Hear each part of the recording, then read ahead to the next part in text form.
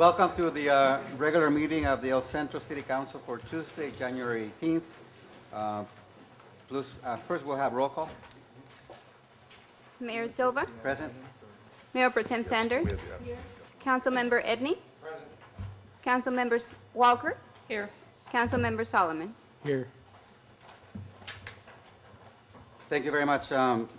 We'll have the Pledge of Allegiance now and the invocation. I'm very happy to introduce to you the Boy Scouts of America who will be leading us with the Pledge of Allegiance, and then Jake Rose will lead us with the invocation. So, gentlemen.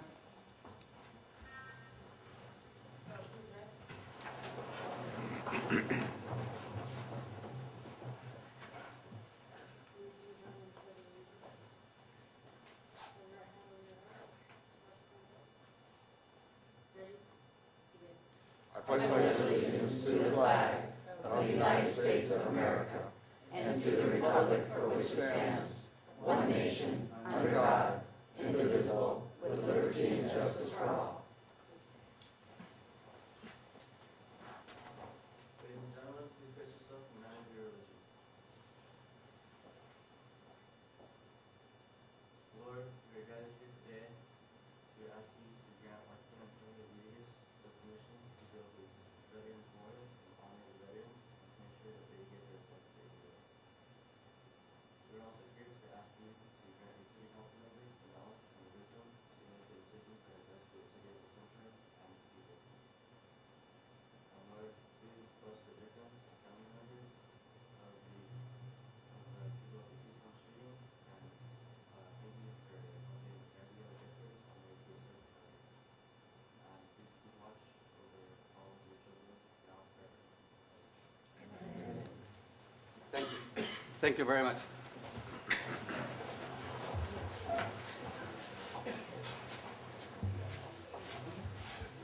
Now we'll have a report from the city attorney on closed session items that were discussed.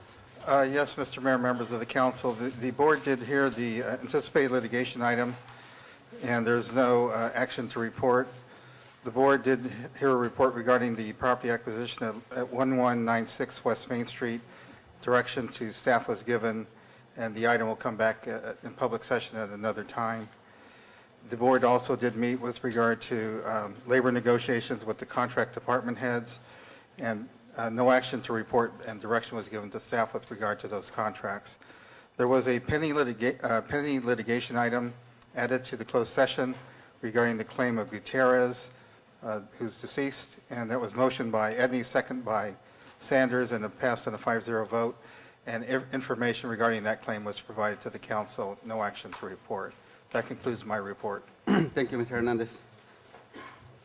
We're going to begin the meeting with some recognition of some local businesses that have opened up their wallets in contribution for a number of city events. And in the city of El Centro, I'm amazed by the number of events that we do to celebrate our culture, to celebrate and provide opportunities to our citizens for enjoyment. And you know, we could not do it without the contribution of the people that we're going to be recognizing today. And so we're going to be awarding a certificate of appreciation for your generosity. And also, we hope that we continue to do this because we're going to need you more and more. We want to provide and increase the quality of life of our citizens, and we do that by doing these kinds of events. And thank you on behalf of the council. Thank you for what you do, and again, your generosity. So if I can ask the council members to please join me down by the steps, and I'll call the names. They'll come up. We'll give them a certificate of appreciation. We'll take a picture. And then at the end, Grace, I think you want to do a group picture. So everybody okay with that? Okay, so let's please join me foot of the stairs.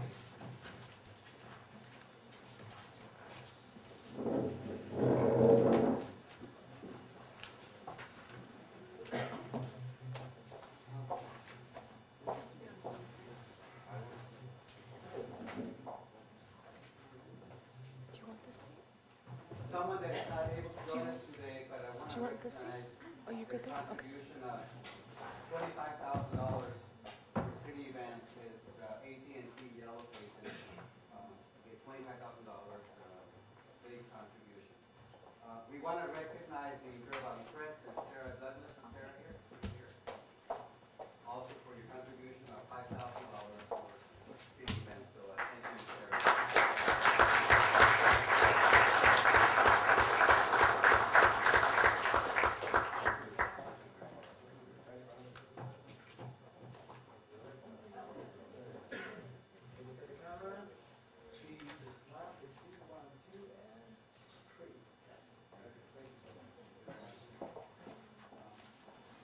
Hazard Construction, also contribution of $5,000. Doug Urbick and Chad Hooper, I pronounced those names correctly.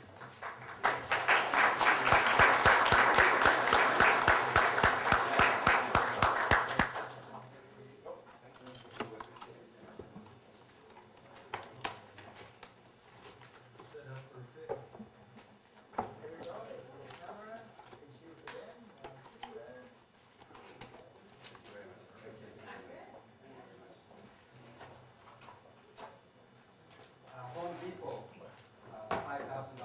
Mark McCain.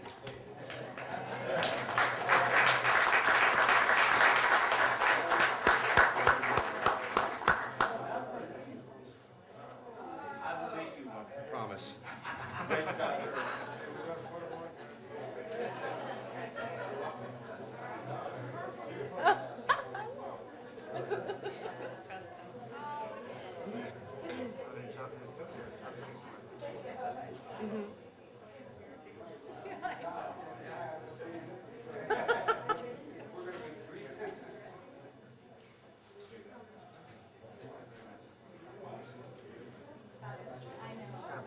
Come on, Grace, don't be shy.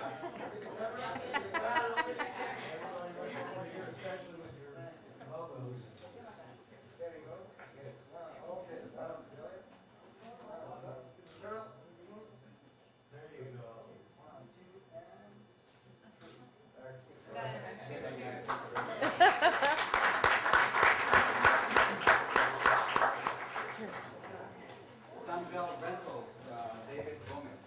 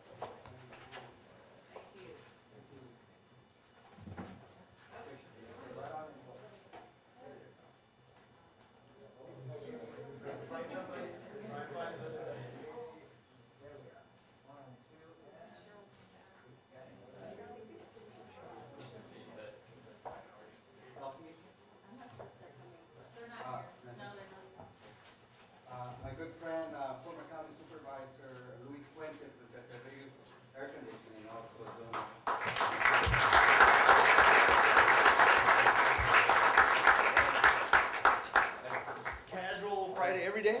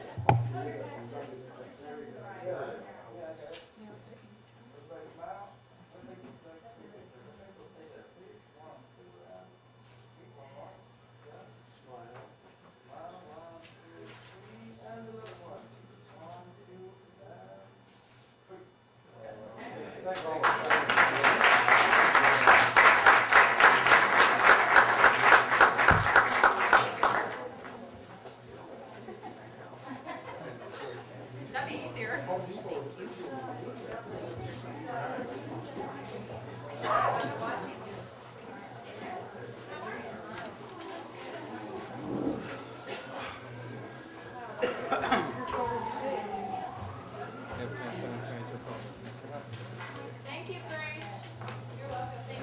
Thank you all. Comments from council? Any comments? No? Okay, thank you very much. I forgot to make the statement as it relates to the public meeting. This is a public meeting. If there's an item on the agenda in which you wish to be heard, please complete a speaker slip and submit it to the city clerk prior to the start of the meeting. When the item is announced and your name is called by the mayor, please come forward to the microphone and address yourself to the council, stating your name and address for the record. Unless the mayor extends the time, there is a 3-minute time limit for each public presentation. If you wish to address the council on any subject matter within the council's jurisdiction that is not listed on the agenda, you may do so during the public comment portion of the agenda. I do have some requests for people to speak, but they relate to specific council items, I believe, so we'll... There's just one. There's a public comment. Oh, by Charlotte, okay. Yeah. Right. Thanks. Now we have our monthly report by Mr. Curtis, President of the Downtown El Centro Business Improvement District. Mr. Curtis. Thank you very much, Mr. Mayor. It'll be short and sweet, you guys. Done a lot already tonight, so it's going to be quick. We just wanted to bring you up to speed on what happened. We had an annual membership meeting on December the 7th, 2010 at the 60s Deli downtown. Meeting was, of course, it was properly notified. We sent out everything by mail, tried to get everybody there that we could. As usual, we had a low turnout, but that's all right because we got a lot of information out to the folks anyway of the downtown.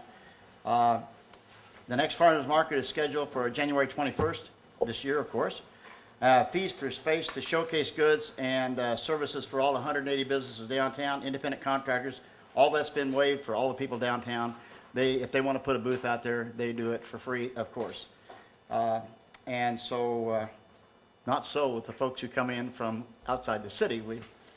We will extract a little bit for a fee for them. The bid's goals and responsibility to its membership review is near completion. A potential flow in the fee assessments was assessed this morning because that's one of the areas we wanted to get back to you on. By the entire board, board that was there. We only had one member that wasn't there. Recommendations will be forthcoming in a full board meeting, and then we'll present them to you. I don't know whether we do that or I think I would prefer that they're shared first with with Ms. Walker and myself, and then Okay. we can bring those to So the council. we will be, y'all are invited to come down next week at Tuesday morning at 7:30. Or we have until, we got an extension because there were some items in there that we hadn't addressed properly. And so we were granted an extension by the RDA so that we could get everything in line and not make it so long. It was 10 pages long, so we're condensing that, I know, see? So we're condensing it down to just the bullet points. And we had a very good discussion with Marcella and with Deborah. And so we know now what we want to do and how we want to present it, and we're working on that, and we should have it ready to go by next week if you all can come down. I think what would be helpful is if you could provide it to Mr. Silva and myself in advance of Sure, the meeting. sure. So we have an opportunity to review Absolutely. it, and then we'll be available to Okay. discuss it. And then, well, between now and next Tuesday morning, so that you can come down, is that correct? Is that what you're saying? Does that work for you? This coming Tuesday? Yes, sir. A week from today, 7:30 in the morning, Mr. Silva. Let me check before I come in. All of you are invited. I mean, everybody's invited to come down to the meeting, but, you know, we will provide you with the bullet points ahead of time, so. No, I've got a 7 o'clock meeting next Tuesday. All right, so you have a 7 o'clock meeting on Tuesday morning? Well, we can have it at 6 if you want. No, thank you. No, see, if we wait, I don't have a calendar in front of me, so I don't know what other Tuesday comes up before we come before you again in February. The following Tuesday, on the day of the council meeting, I must say. Marcella, is that, where's Marcella? Marcella, is that okay? The following Tuesday, not next Tuesday, but the following Tuesday for us to go with the council? Or perhaps if you can write it and submit it, maybe that they can submit it to you in writing, and then if there's any follow-up questions, we would maybe get back to them. We will do that. We'd be glad to submit it to you in writing, but if there's follow-up questions, or it would be better if we could sit down with it. We don't necessarily have to do it on, you let us know when you're available, and we'll try to make it I happen. think we, I think it would be a good idea to have a discussion before the council meeting so we can address. could we I- meet, so could the subcommittee meet on the 1st with the bid board, and then we bring it back to council then on the 15th? Okay? So, Marcella, can we do is that? that all right? February the 15th? It would be to council, the full council on the 15th. Mr. Silva and I would meet with the bid board on the 1st. How is that scheduled? Well, if they meet on the 1st, I mean, they're going to bring it until the 15th, which is the second meeting of the month. So there's plenty of time. Okay. We'll make it happen then. Okay? Then we leave it at 7:30. Is that a Tuesday morning, by the way? Okay, Yes. very well. All right. The annual budget review of Mr. Yee from CPA George Wu's office will cost nearly, we just found this out, 10% of our annual budget. So we're looking at, one of the things we're going to ask the council and through the RDA is the possibility of having to only have that review every 2 years, 3 years, or 5 years. Every year it's going to cost us 10%. Doesn't cost any more if we wait 2 years. Doesn't cost any more if we wait 3 years. But the annual thing, it's going to be a bylaws change if we have to do, if we can do it. So that's one of the things that we're going to be asking you, if that's possible to do that. Okay? That's what my next question was. What's the council members' consensus of the annual budget review annually or every 2 or 3 or 5 years? So, you know, it just kind of gives you something to think about. Because at 10% of our budget, we're looking at $3,500, bang like that. And if we do that every year, we're just taking the money away that we could be doing something constructive with it. I think what would be helpful is perhaps for us to get an opinion from our Director of Finance and her staff as to what would be a best practice. Okay? And we'll Include wait for that as part of the discussion. Yeah. And we can toss that around a little bit when you all come down. Okay. That's pretty much it. Are Thank there any you. questions? Any other questions? I have a request. Sure. You may have read, Mr. Curtis, in the newspaper with regard to Governor Brown's proposal Yes, ma'am. for the upcoming budget Mhm. that contemplates the elimination of redevelopment agencies and enterprise zones. So we would request that you know how valuable each and every member of our redevelopment team is. Believe and me, how much we know. help they have provided. So I would ask the bid board to, at a minimum, write a letter to the governor, write a letter to our Oh, to the governor. I was going to say, we gave awards to the RDA folks already, but You need to let your elected officials in Sacramento understand that these are real people on the ground helping every small business in this community, and they need to hear that from all of us. okay. Now, do you want 10 letters to go up or one letter with our One signatures letter on? from the board would be outstanding. We will do that. Good idea. Needs to- We'll get that done and we'll send you guys a copy so that you know what happened. You're welcome. Good idea. Is Thank there you. anything else? Any other questions from council? I just have a question. Mr. Curtis, did you say a annual budget review, or are you saying an audit? No, an audit. An audit would be Yeah. 10% of your, okay. Yeah. And I think this one was so costly because we hadn't done it for a while. We were just getting by with a bookkeeping thing, and it was like half of that. But according to the bylaws, we can't do that. I mean, we need to do it the right way. So the letter to the governor is a great idea, and we'll get that done. Also to our legislators, Mr. Perez and Mr. Vargas. Yes, All right. okay. Thank you very much. you, Any other Mr. questions? Any other questions? We are proud to announce, thank you, Mr. Edney. We are proud to announce that we are getting one of the buildings downtown pretty well ready for lessees to come in. I'm sure you all know about that already, and we're sorry to announce, if you already know about it, I'm sure that Kearney and Company is leaving the downtown. And they're just, as far as I know, they're closing the doors. So, you know, it's not a fair trade, but we're trying to do what we can to get other people in there. And we have people that are coming in and reworking the buildings, reconstructing the buildings so that we can maybe get them filled up and get them going. So we appreciate all the help, and I know that we get a lot of information from the RDA, who is very helpful in trying to not only reconstruct the downtown, but to help us fill up the empty spaces. So thank you very much. Thank you, Mr. Curtis. The RDA, thank you guys very much.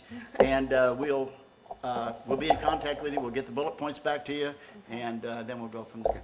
Thank All right? you. Thank you, Mr. Thank you, Mr. very Curtis. much.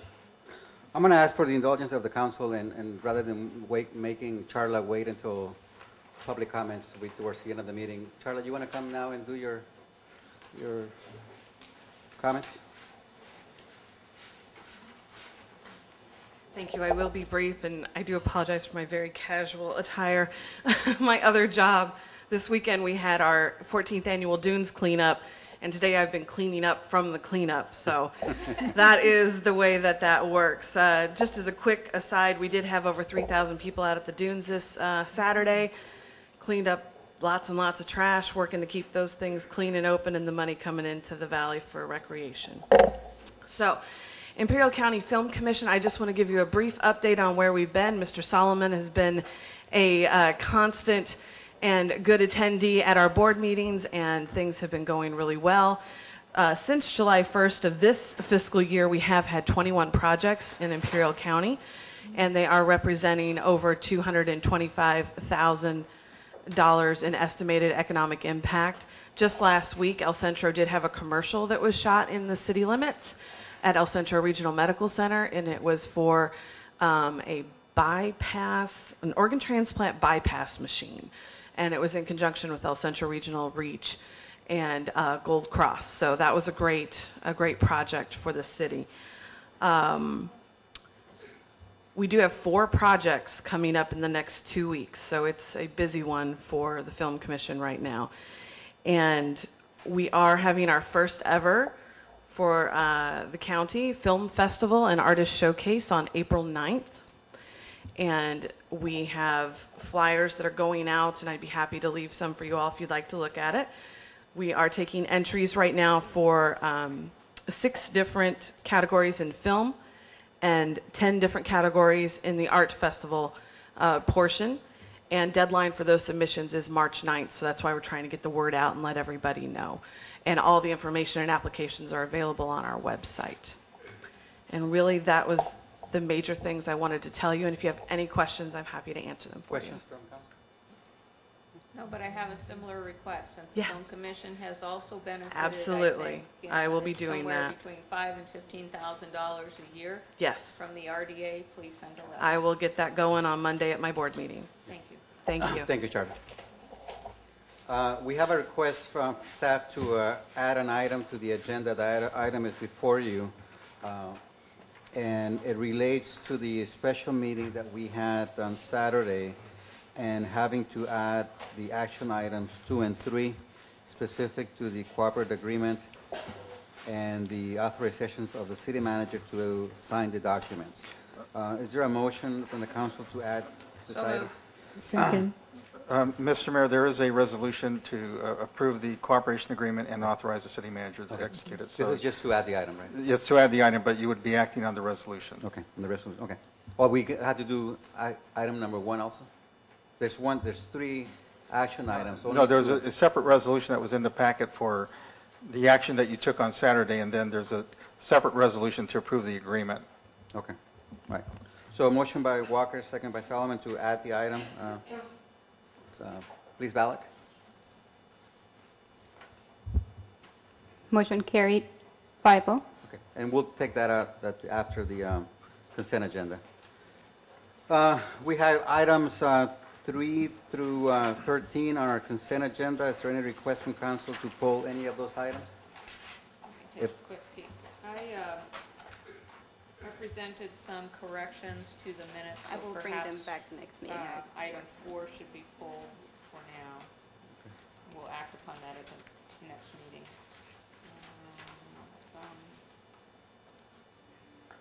Did we have anyone wanting to speak to any of the consent items? No.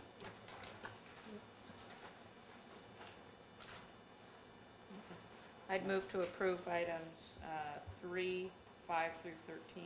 Okay, moved by Walker, second by Solomon. Please ballot.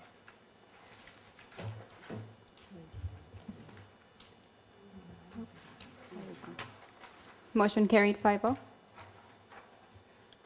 Thank you. Under new business, item 14, we are very excited to have this young man come up and share with us a project that he has in mind for Buckland Park and recognition of our veterans. Really excited to have this young man here. Very impressed with him. We'll begin with Christy first to give us some background, and then we'll call Joaquin Antonio Villegas to the podium, please. Okay, Joaquin did come present to the Community Services Commission, and he presented his proposal, his project. I've also been in communication with Mr. Duran on this project. Unfortunately, we didn't have a quorum at the last Community Services Commission meeting, so they weren't able to actually take action and vote. But at the previous meeting where Joaquin did present, they were very supportive. I'm pretty confident it would have passed. So I did want to share that. Basically, with their recommendation, it's moving forward to you with your consideration. So I'll go ahead and have Joaquin come up and give you his presentation.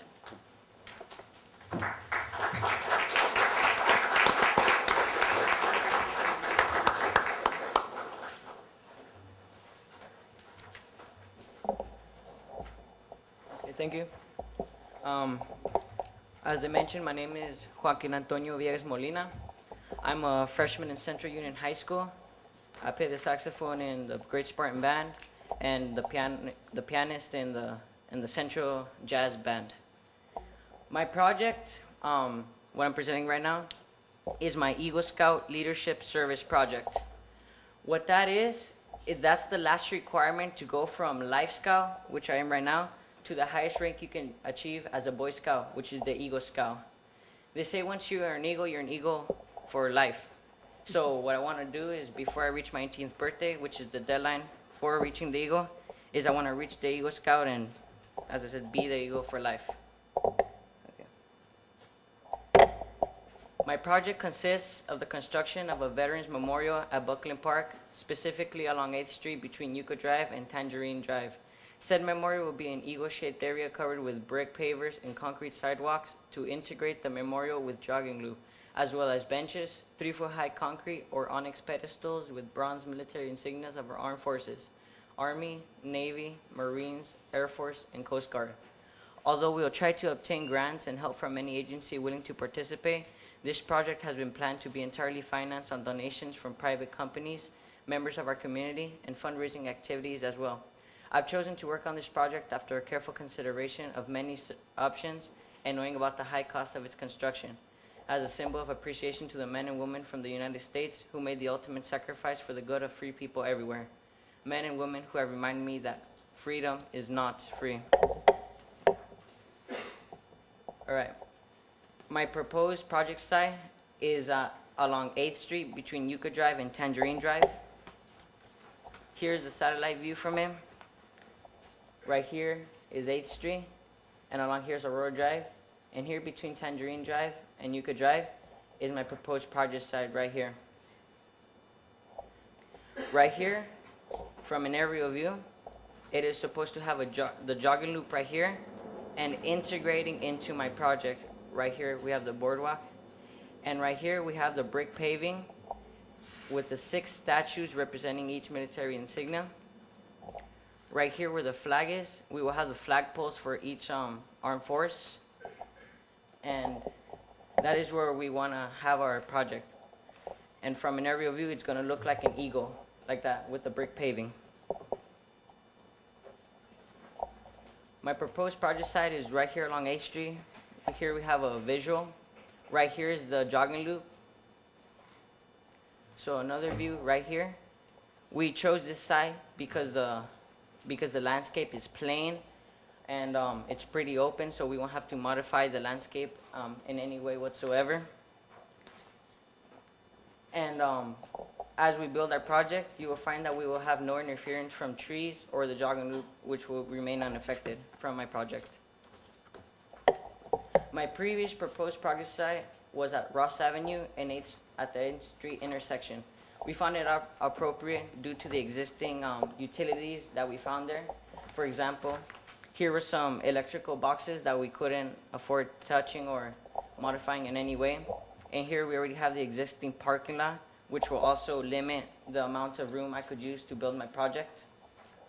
For you see here are the electrical boxes. And right here we also have some underground utilities right next to the parking lot, which we could also not afford to mess with. Here we have the sanitary sewer manhole and the storm drain catch basin. So this would also affect the area on which I could work in, and I could not afford to modify in any way. The existing City of Blythe Veterans Memorial we are using for reference only. So the City of Blythe's Memorial is a basic idea and concept of what we want to do. We want the sidewalk to integrate into my project. Here we have the pedestals with each military insignia.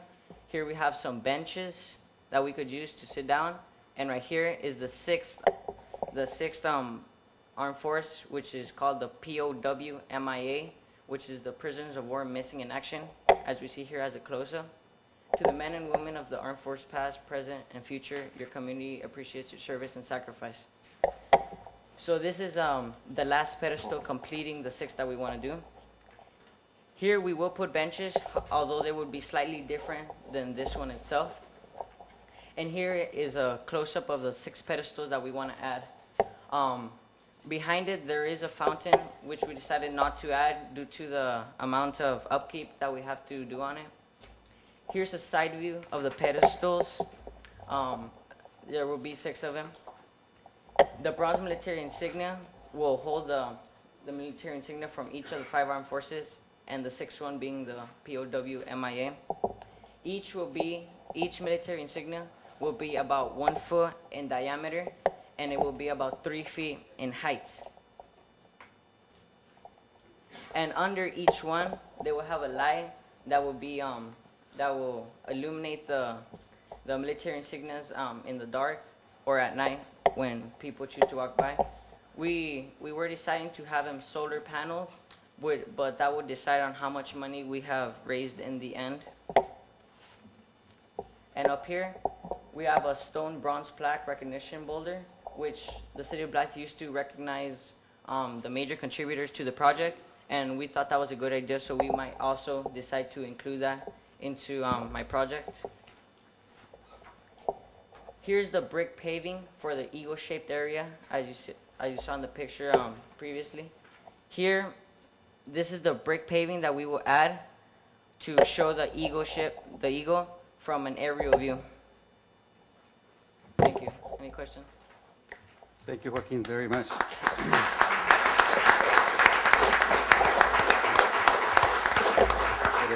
really a wonderful proposal, and I'm sure the council has questions or comments about this. So, council? If you'll excuse me 1 second, it might be appropriate to hear from staff. Is there any legal issues allowing this project as far as how's it going to work? Did they raise the money? Who's going to do the work? Do we have an estimated budget?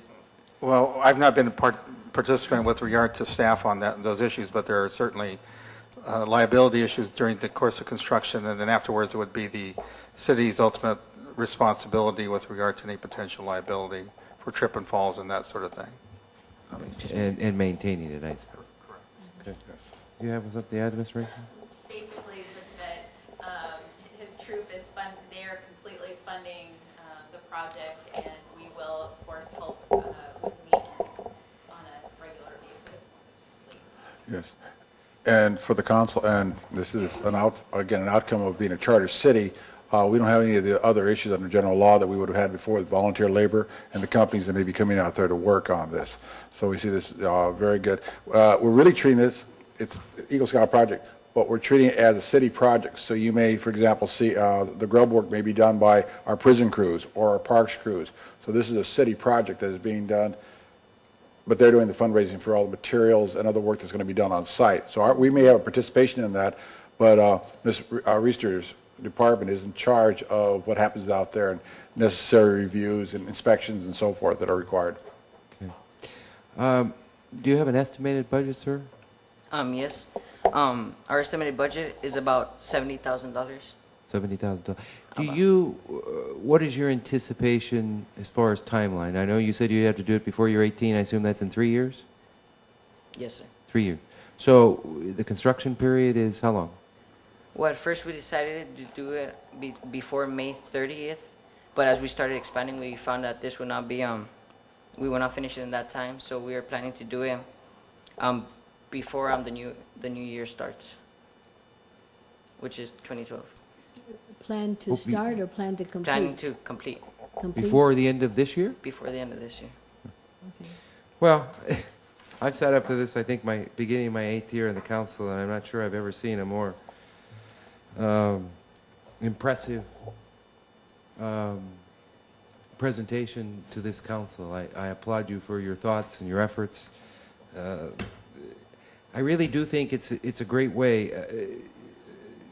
We've been talking about budget issues from both a local area and a state issue, and these are the types of projects that I think, unfortunately, cities are not going to be able to fund in the future, based on where we're going, both on a local level and a state level. I'm ecstatic that you would come forward with a project like this. I endorse it wholeheartedly. In fact, I'm willing to make a contribution to your project for my company, and I'll commit $1,000 to your project. All right.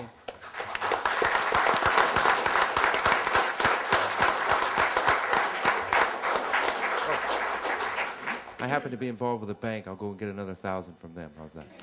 All right. All 2,000 there. I'm sure my big sister here in the much bigger bank will do a much better job of that. You are to be commended. Congratulations for such an ambitious and phenomenal project. I wish you much success. I would hope to get some input from staff. My concerns are graffiti, theft of the plaques. Mr. Banks can attest to the fact that we had a plaque stolen off of the library building, the front of the library, that we think was taken by recyclers.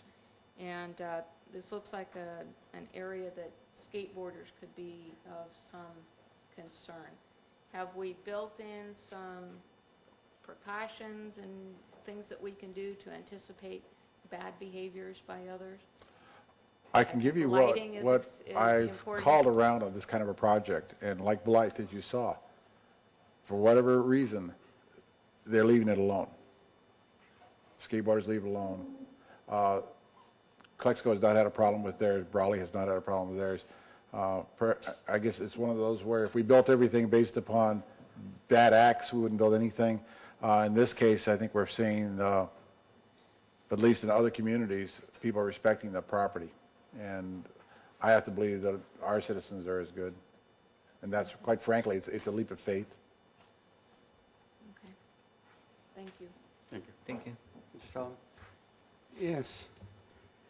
You know, these are some trying times, and it really is nice when we find people that young people that are willing to make a sacrifice like this and take charge. You know, it's the volunteers that we don't hear too often about, and when we do find one, as yourself, volunteering to do this project, it is extremely pleasing to me. I also wanted to mention to you, I teach a speech class at the college, and I cannot believe how relaxed you were when you were just talking a moment ago. You talk like a pro, you know. I wish I would have had you in my class so I could tell everybody he learned all of that from me, but that's not the case. But you did an excellent job of presenting this. You really have a way of coming across, and I hope that you continue to keep that and polish your speaking even more so, then it will carry you a long ways. But you really did an excellent job there. And if John is going to give something, I might as well throw my hat in there too. I don't have a business, but I do want to make sure that I do something to help you out. So You need to know who to write the checks out to. yes. You can send it to the Boy Scouts of America. Troop 4076. What is it, 4076? 4076. Thank you, Mr. Solomon. Any additional comments, Mr. Solomon? Thank you. So, Any additional comments? No. I just want to let you know that I'll give you a check for $500. Thank you.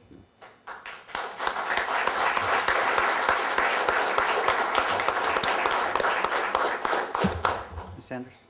thank you, Mr. Mayor. I just want to commend this young man. He started out by saying he wanted to be an Eagle Scout for life. Certainly, I anticipate that you will have a long, fruitful life. You've already began something today as only a freshman, did I understand? Yes. And you want to complete this project even before your sophomore year begins. So I have no doubt that your life will be full and rich. I must say I concur with Mr. Duran. I think that because of the nature of this statue that you're going to be proposing and putting up, I think a lot of people will honor it and respect it, and I doubt seriously that we will see too much graffiti or anybody trying to deface it. At least that's a hope. So I want to commend you, your scout leader, and your parents. I think they've done a fine job in providing you the environment in which you can grow and develop and be the fine young man that you are to stand before us and make such a strong and positive presentation. So I commend you for your efforts. Thank you. Thank you, Ms. Sanders. And equally, Joaquin, and I want to say to the council and to the audience that when Joaquin and his dad and I met Saturday, we had our full conversation in Spanish. And Joaquin is just as articulate, just as polished in Spanish as he is in English. And very impressed that you carry that, Joaquin. You're an impressive young man. And I also will support this and also give a contribution to be named later. But thank you very much for being here. We do have a request from Antonio Ortega with the Office of Manuel Perez to also speak on this item. So if you don't mind waiting for a minute, Joaquin, and so that Antonio can address the council. Good evening, Mayor, council members. Once again, Antonio Ortega here representing the Office of Assembly Member Manuel Perez. And like you, we also join in publicly supporting this project. Mr. Villegas, Jesus Villegas, and his son, Joaquin Antonio Villegas, also contacted our office last week. They provided us with the information that we saw this evening, and we're equally impressed with the amount of detail and time that they put forth for this project. So at this time, seeing that this body will also be supporting the project, we would also again like to publicly state that on behalf of the Assembly member. And we too, I will ensure that we also make a financial contribution on behalf of our office. So that's all I have Thank for you. this evening. Thank you, Antonio.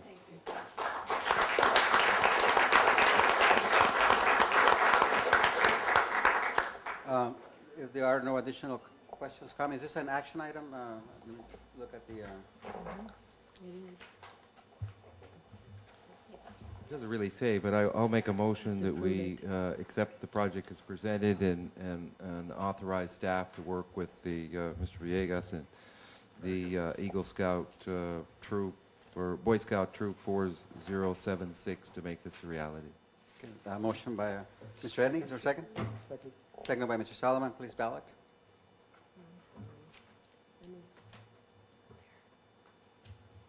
Motion carried 5-0. Thank you, Joaquin, very much. Gracias.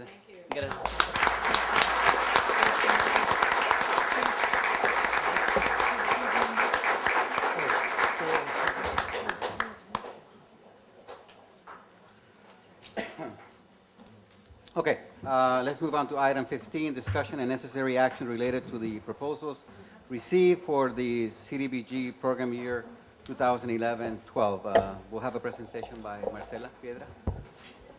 Yes, good evening, Honorable Mayor, members of the City Council. The item before you tonight for consideration. Why'd you maybe give them just a minute? Let them.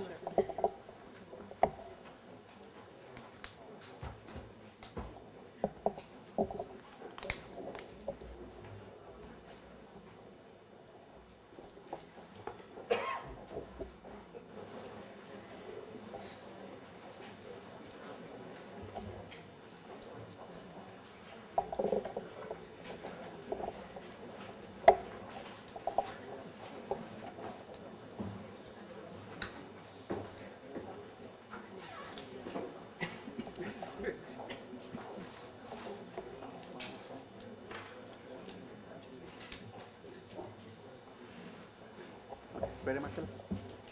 Ready?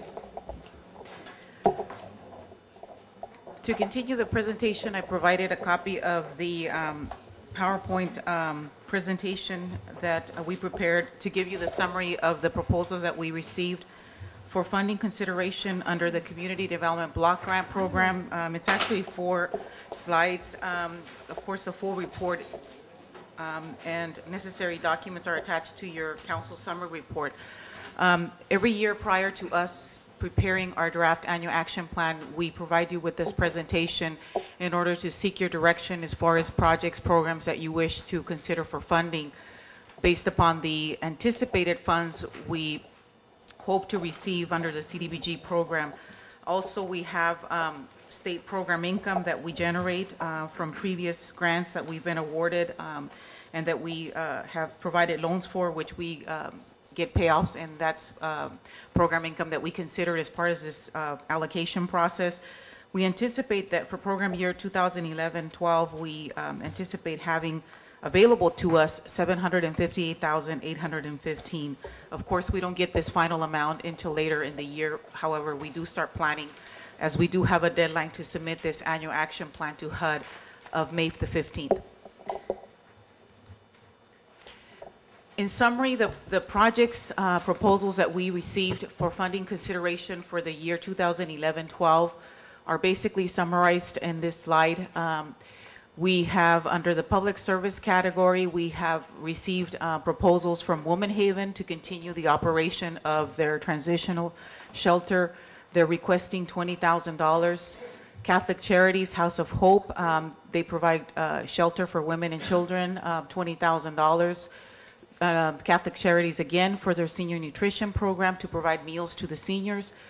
They're requesting $14,800. The El Centro Police Athletic League, they are contemplating offering a free year soccer program. They're asking for $20,000. We have a request from the Alzheimer's Association to provide education to their care providers. They're asking for $9,400. The Sure Helpline Crisis Center, learning how to tell, they're proposing to educate parents about a possible child abuse. They're asking for $16,230. And then for housing, which is a required activity under HUD, however, we need to classify it under public services. This is, of course, a service that the city needs to provide on an annual basis. $45,000. So under this category, public services, the total requested amount is $145,430.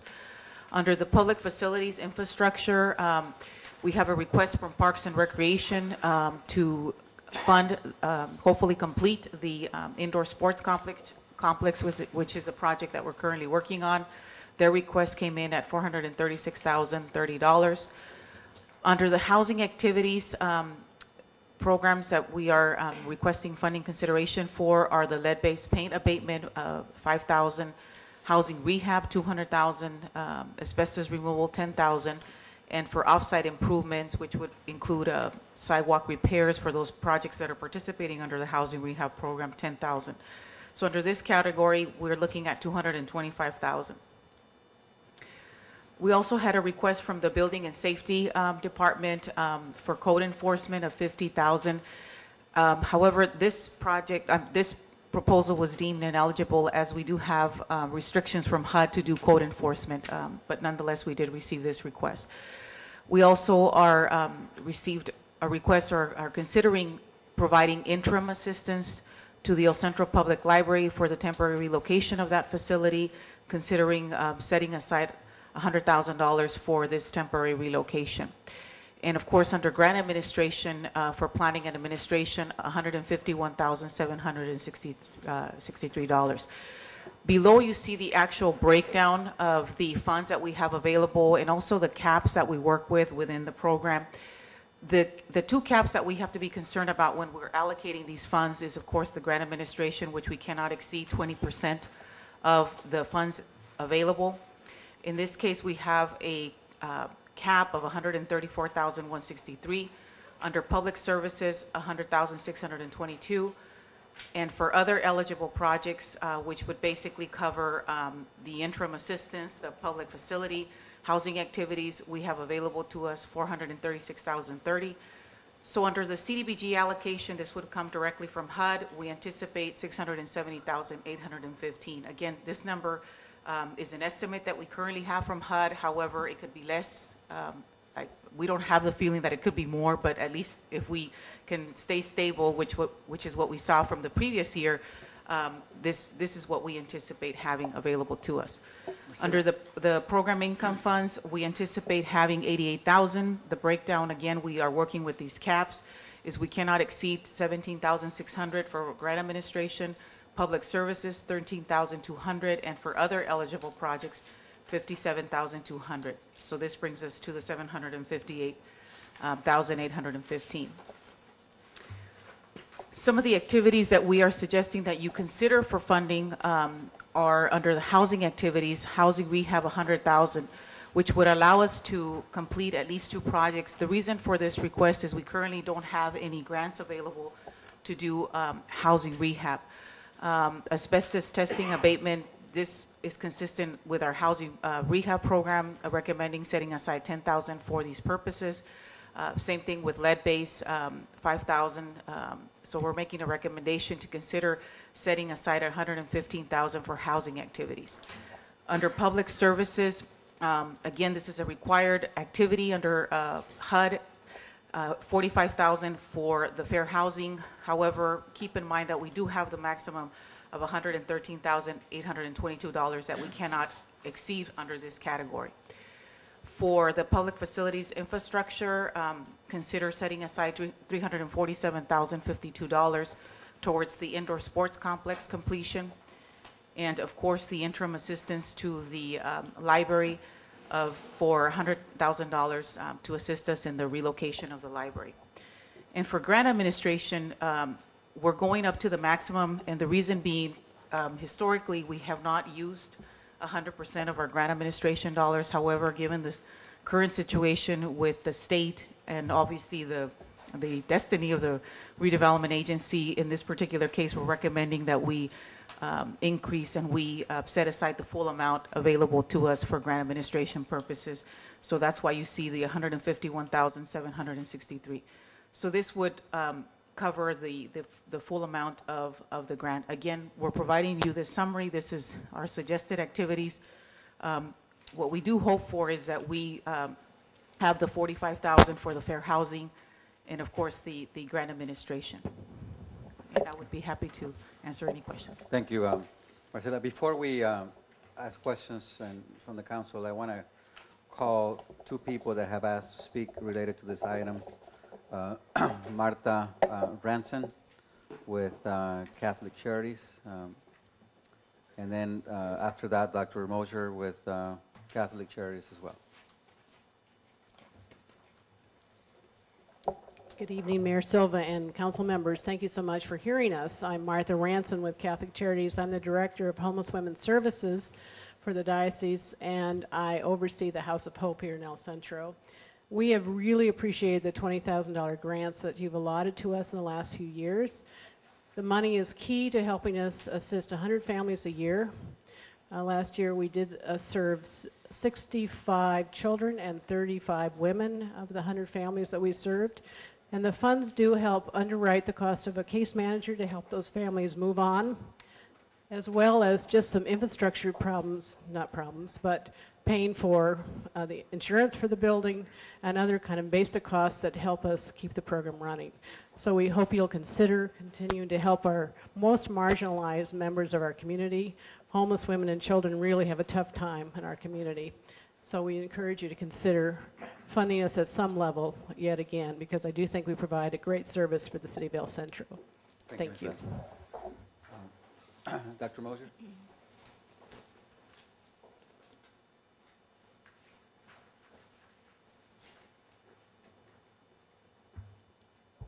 Good evening, Mr. Mayor and City Council. Before I speak on behalf of Catholic Charities as the Deputy Director, if I might just quickly interject as Chairman of Troop 53 in North Park in San Diego, having witnessed many Eagle Scout projects myself, I have to say that as a Scout, Eagle Scout myself, I've never seen a presentation as wonderful as that.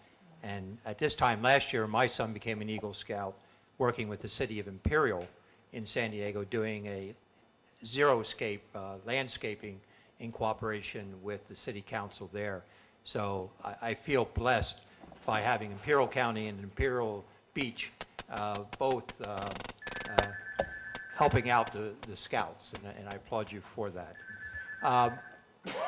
I've been up here many times advocating for seniors, and I don't want to be a broken record. So we received yesterday a little note from one of our home-delivered meals seniors that I think says it all, and I would like to briefly read this. It says, I am writing to El Centro City Council.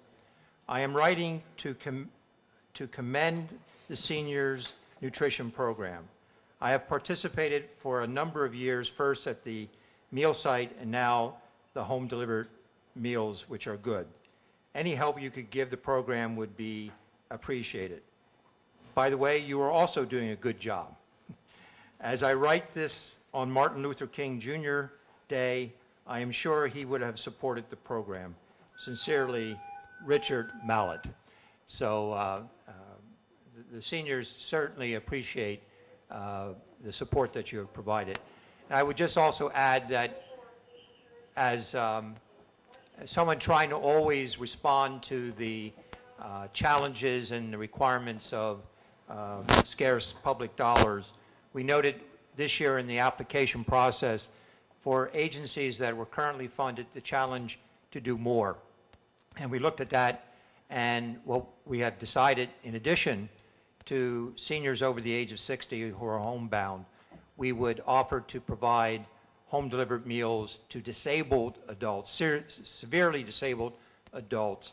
We receive about 1 or 2 calls per week from people being discharged from the hospital who have no home health care, who have no provider, who are looking for a meal because they can't provide it themselves, and we have to turn them down because they're not over the age of 60. We would commit with these fundings to expand that to include this now non-served population, and that would be a great blessing for those individuals as well. Thank you. Thank you, Dr. Mosher. Could you address for us a little bit your current sources of funding? We currently receive funding from the Area Agency on Aging. They provide us resources to do congregate meals and home-delivered meals throughout the county. Those funds, the state portion, it's a litany of all the same things you've said, keep on getting cut back. And so this past year, we lost over $30,000 in the home-delivered meal program. Despite the need of home-delivered rising, we've had to put a cap on the number of people we can serve under that because of the funding levels. And then the seniors themselves contribute a minimal donation. Currently, we're getting 33 cents a meal. What about United Way or the Catholic Diocese or? The Catholic Diocese gives the agency $500,000 as a whole, and that money goes to other programs like the Food Resource Center. And then we do fundraising. A number of you have participated in the fundraising that we do annually, and 100% of that money remains locally in Imperial County. Our proposed program, on the surface, it's a sports program. Soccer is our leading program at PAL. We're currently serving approximately 400 kids. They attend practices and games almost as nightly form, Monday through Thursday. We're looking to expand the program. We went retroactive, took it back to how it used to be. Everybody's for free. It's completely funded by PAL or donations. We want to, when I started at PAL in the fall of 2009, we only had about 150 kids in soccer.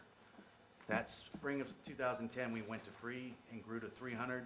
Our current season's at 400, and we're anticipating an estimated 500 coming up in next year, or I'm sorry, this coming fall, spring season. So we want to expand that and continue to bring in as many kids as we can, get them in the program, get them off the streets. We've secured funding for all of our additional equipment. We need the soccer balls, nets. We have plenty of volunteers out there. We currently have about 36 volunteers working with the program. So we're looking for using the grant to expand that and provide the additional uniforms and fees associated with the league. Thank you very much. Thank you. We may have some questions later. Okay, I'm going to bring it back to anybody else from the audience, any other service providers that wish to speak? No? I'm going to bring it back to council. Does council have questions, comments? I do. Where do you want to Okay. Mr. Edney? Thank you, Mr. Mayor. Ms. Piedra, I have, as I mentioned earlier when this item was on the agenda a month or two ago, I have inquired with the Imperial Valley, or I'm sorry, they've changed, it's Imperial County Association of Realtors, through their president, and they have taken it to their board. They are willing to fund and provide the fair housing services to the city of El Centro. And specifically to that, Councilmember Edney, we did check with HUD, and it has to be a HUD certified agency that provides the fair housing. And unfortunately, the Board of Realtors, they checked and they are not certified. And so we cannot utilize their services. Well, then they just send them back their $45,000. I mean, you know, this is the kind of stupidity that we deal with. You're telling me some private organization that's hired from outside the valley is more qualified than the people that live and work in the real estate industry every day and who are agreeing to volunteer their services, who are required to take training in fair housing, ethics, and agency on an ongoing basis. If they were HUD certified, then we can certainly, I mean, obviously we go through an RFP process every 3 years to seek these services. And if they were HUD certified, then we can certainly entertain them or look at a proposal from them. Let me ask a related question. Is that process to HUD certify, Ms. Piedra? Is that the agency or the individual? Yeah, the agency would have to go through that process. They have to go through that. The actual Board of Realtors would have to go through that HUD certification process. So it's not really about assisting the public, it's following HUD's guidelines. Right? And the reason being, Councilmember Edney, is whenever there's any type of complaint, they have to follow a investigation process and what have you, and so that that's the particular training they need to have in order to be able to provide the proper follow-up and I'm not blaming services. you. I just, it's another wasted program Councilman, that could be before you handled le- in a more efficient, less costly manner to the public. Before you leave this item, just I need to ask a question because I should have asked this to my own staff.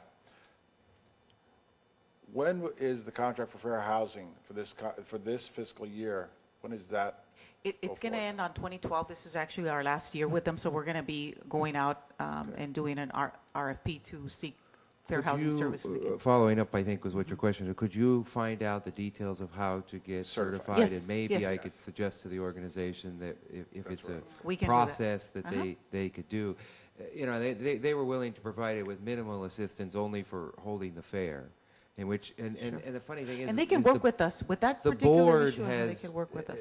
authorized in the budget, which I'm on the budget committee, authorized up to $10,000 of its own money, in addition to the members of the board volunteering their time for the services, but actually put money out of their budget towards actually hosting the fair housing program. So if you can get that information to me, I'll get that to him, and maybe we can go through what I'm sure will be a nonsensical process. That being said, I think there's one thing in here that I think is very important, and that is the public library temporary relocation. That is not something that we talked about a number of months ago because we didn't have the details, but I think we've all heard from members of the community how important it is to get that relocation. So I applaud the staff for putting that in. We need to put as much funds as we can to getting that program. Ms. Sanders and I have been working with a task force to identify and bring back to the council, I believe in February, at least an action plan to try to get a temporary facility open as soon as possible. I guess my problem is I don't know where do we get the money to fund these requests from the outside agencies. I've been an advocate for doing that over the years. The library issue, I think, takes away some of our ability to do that. Obviously, I was hoping that the fair housing thing could be solved. That apparently is not going to be solved in the next 3 months to the satisfaction of HUD. So I don't know whether options we have. Well, if my math is correctly, Marcela, if we carve out the 45,000 off of the public service, that leaves us about $69,000, and we have a request for, in round numbers, $100,000 in requested funding, with only $68,000 available. That's Is correct. that correct? That's correct. So you really only have about 68,000 maximum for public services. The temporary library funds comes from the infrastructure It comes from the other section. assistance. Right. It's not from the public assistance. But in order to be, I see what you're trying to do. In order for you to be able to carve out 68,000 from the funding available, there would have to be a reduction on the interim assistance. Those are the categories: the public facilities, infrastructure, or the housing activities. So that's where the reduction. How much total money is available? It's $758,815. Mr. Mayor, she has it allocated, and that's the issue. There isn't 68,000 because she has all the money allocated. We would have to through reduce these in some of things, these so we would activities. either have to Oh, I see. cut. So there, under that scenario, there is no funding set aside. No, unless you start reducing from this category or this category or this category. Right. And we can't touch housing activity. Again, these are activities that we are suggesting. You can actually reduce the housing. Unfortunately, I mean, if we had a grant available to us for housing, you wouldn't even see this recommendation here, but that is not the case. We have not been able to receive grants from the state. Of course, it's very competitive right now, and so we haven't been able to receive funds, and they haven't issued any notice of funding availability for funds for this coming fiscal year, so we don't have that available to us. We have the indoor sports complex, which you could reduce if you were interested in funding public service proposals, and then, of course, the library. I think, if I could, with regard to the indoor sports complex and the public library temporary relocation, how close does that get us to our goal? I mean, we're looking to have the indoor sports complex completed, open December. Of 12, 2012. So is that going to get us there? Yes. Okay. With You our took other two funding actions, one sources on and Saturday, everything. and this one gets us there. It's going to get us there. Because what we don't want to do is say yes to the 347 and then still be short. Okay, so the 347 gets us our indoor sports complex, open up December 2012. Okay. What do we get for the $100,000 for the public library temporary reload? Well, Does that get it- in a does that general sense, I secure think us? it, well, obviously, we don't know for sure, but we had to identify funds that were available to be able to get something open. Our goal, I think, is to get something open before May. Before summer, I think, was the... Before, I think we're talking about two things. One is, the Earthquake Committee met and reviewed the latest information about long-term solution, and on Saturday, you allocated funds for that long-term solution. That is about a 3-year process. Just knowing what, building fire stations, we're talking about taking out a part of the library and rebuilding it on-site. So you're really looking at that $100,000 will buy you a year, but you'll have 2 more years in front of you of doing that again, of rental space. It's figure a 3-year process. The idea, at least at the task force, and we'll be meeting again, I think next week or the week after, before the end of the January, so we can come prepared. But the idea was our total goal was to get a fully equipped temporary location reopened prior to school getting out, which is June 3rd. Now, obviously, we have more information that staff will bring us based on the recommendations were made, but that was our goal because we didn't want the kids to have to go through summer. That's the estimated cost for us to lease a building. Obviously, we have in the budget the cost for running a library, but we didn't have any extra funds for renting or leasing space. Has a determination been made as to whether or not we could use some of the library impact fees for the library on a temporary basis? We did have that looked at, and it's, if I may speak with, go ahead. But it's that, it does not increase capacity, so the answer is no. If we were opening a new branch and had the old library still open, yes. All we're doing is we're closing one branch, opening another. There's no increase in capacity. You can't use impact fees. Okay, You can't use the impact fees because we're not increasing our capacity. I'm not understanding that. We're renting or using a very small room over at the community center, moving into a larger temporary facility. How is that not increasing capacity? You're not leaving the one that they're in right now. That was always there. No, the whole idea, and this was, Ms. Sanders and I asked this question, I think might have been the first question at the task meeting, is where are our sources of potential revenue to pay for this? It was automatic. You cannot use impact fees unless it's a permanent expansion of your facility. The existing damaged facility. Or a new one. And we're Yes, not or a doing new either. one. This is a temporary situation. In Okay. fact, if I think the language that Ms. Alcina provided was specific in nature that you could not use it for temporary relocation. In the, what is it, state law or? Can we use it to rebuild on the earthquake damaged site? Actually, the law says specifically that you cannot use it to replace a building that has been damaged in what is it, a natural disaster, yes. Very specific. Okay. Which is why we Good asked for the grief, Charlie RDA money Brown. to do the replacement. Thank you. Mr. Solomon, Sanders, you have something? Yeah, well, I have no questions, Mr. Mayor. I think the staff has presented us in the very best possible scenario that we could look at, given the current economic, I want to use the term, hard times. Certainly, your committee has looked at every avenue that we possibly could look at as it relates to the library and where we go from there. We've heard staff in the name of Mrs. Reiser tell us what it would do if we were to carve out funds from our indoor sports facility, and that has been a project we've been working on for a number of years, and we really want to see that completed. So I have no questions of staff other than to tell them how much I appreciate the efforts they've put forth and the community input that they receive in order to come up with the particular suggestions that they have before us. Mr. Solomon, this is difficult because I hope that we can find a way to provide some level of funding to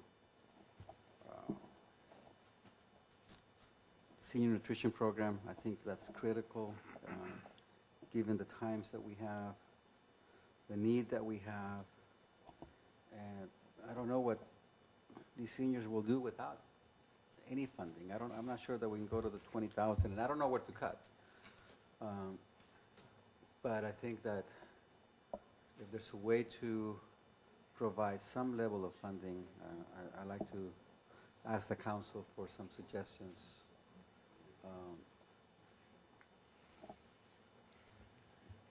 To provide some level of funding. Mr. Mayor, we have always, this council has always taken a position of trying to do whatever we can to enhance the quality of life for individuals.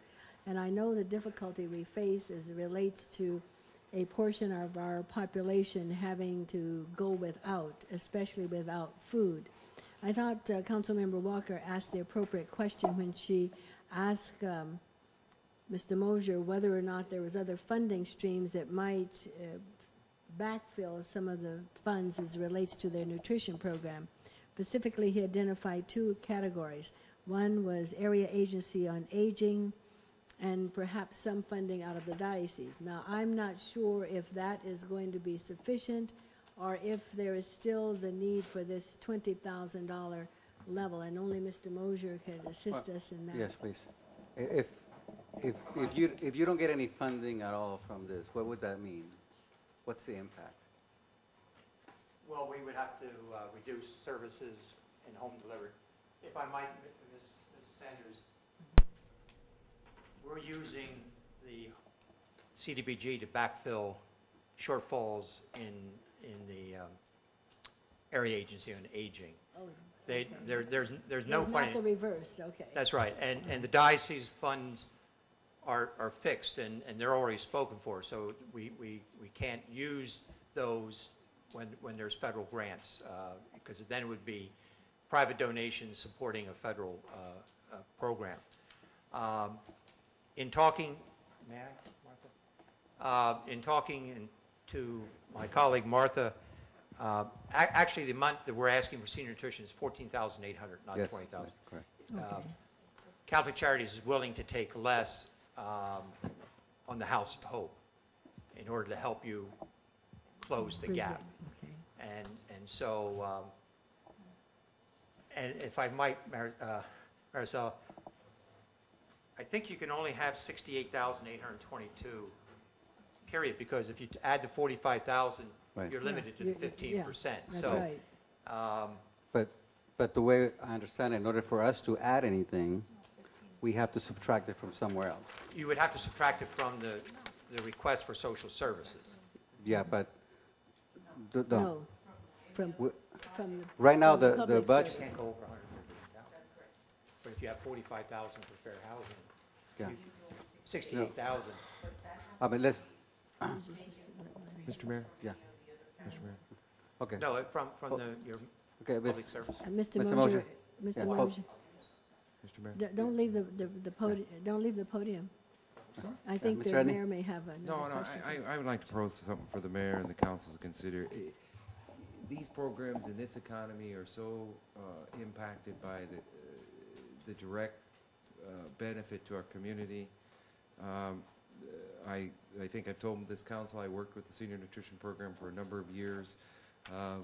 There was a time a number of years ago where I actually delivered those meals on my free time, if you call it that. The impact to those people's lives of not having any meals at all is so significant. Certainly Women Haven and the House of Hope, who are getting squeezed every which way we can. Here's my suggestion to propose to the council that we take 100, out of the housing rehabilitation program, we take out $45,000 and fund the Women Haven Catholic Charities House of Hope and the Senior Nutrition Program for $15,000 each. How much are you removing from the housing activities, Mr.? No, I'm How much are taking you out of the- suggesting? I'm taking 45,000 $45,000 from the housing rehabilitation program, and I understand the impact that does, but let's look at the impact. As Ms. Piedra said, under 100,000, we likely get two houses in this city rehabilitated. I'm not saying those aren't important, but we got to make priorities. If you look at the impact for Women Haven, Catholic Charities, House of Hope, and the Senior Nutrition Program, in this time of very limited funds, the impact to our community is far greater by providing assistance to those three programs than unfortunately, the one house that doesn't get to be added to the rehabilitation program. I like that proposal. Well, what it will do is it will ensure that those that are most in need will have those needs met. Well, I think we do have a representative from Women Haven in the audience. I wonder if perhaps we could hear from the Women Haven representative as well. 14, you're saying? Thank you. Thank you, Dr. Morris. 14,800 from Catholic Charities. We've heard from both Catholic Charities and now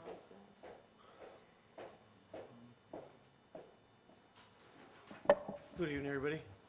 Can you say your name and address for the record? And Frank Marquez, Deputy Executive Director for the Center for Family Solutions.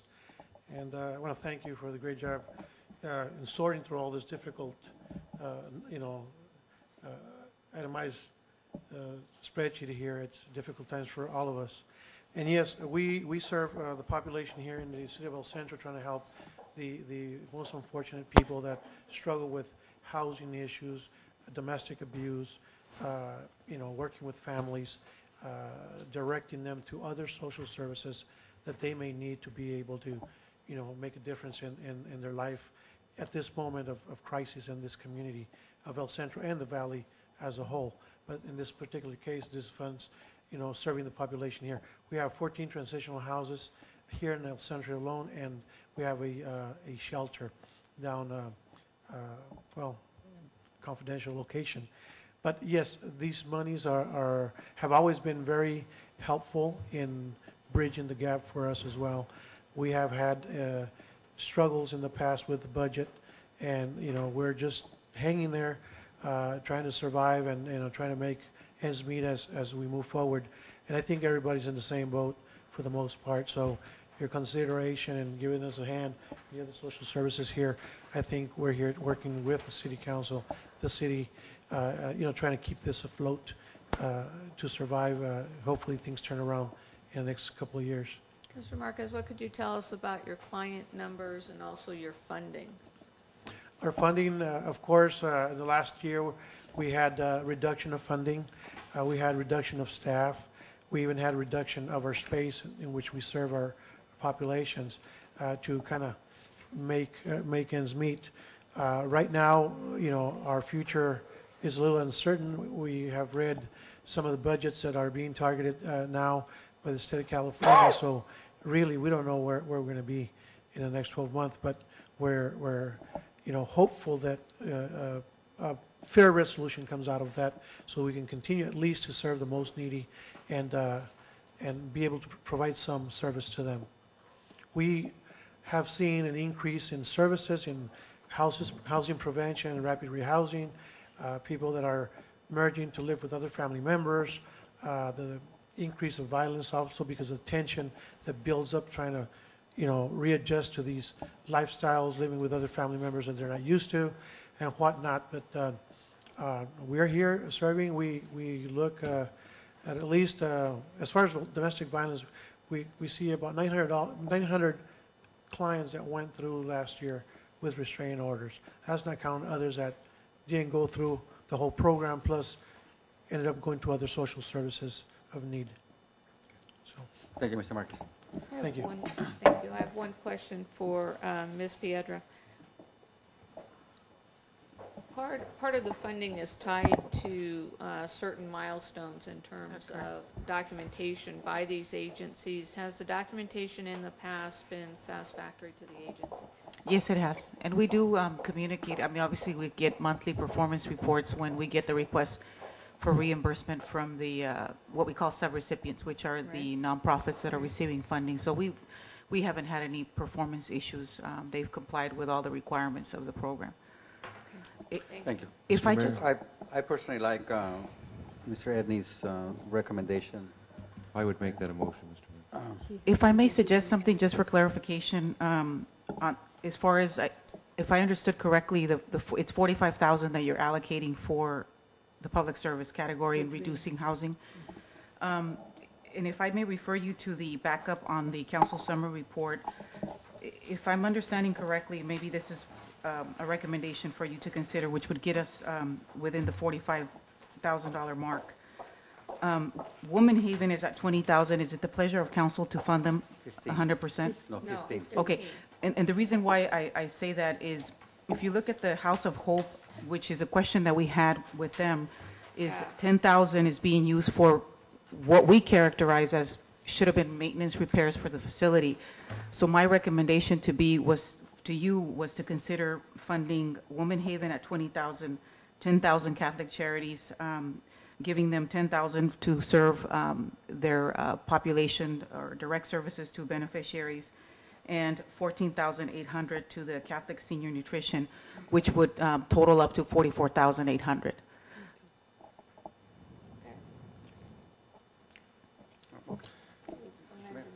I want to follow up question though.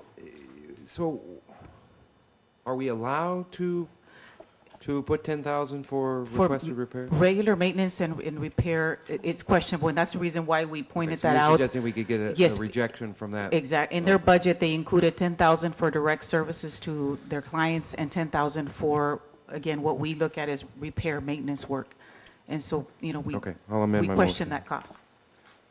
So what's the proposed allocation then? So it'd be 20,000 Women Haven, 10,000 for direct House of services Hope, to and clients. 14,800 for senior nutrition. So a total of 44,800.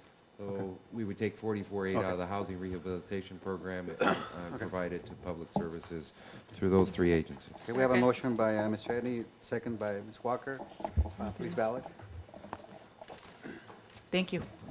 Thank you. Motion carried 5-0. Okay. Thank you. Thank you, Marcela. Yeah. Right. Let's go move on to item number 16, which is a review of the mid-year budget status. We have a presentation by our finance director, Leticia Salcido.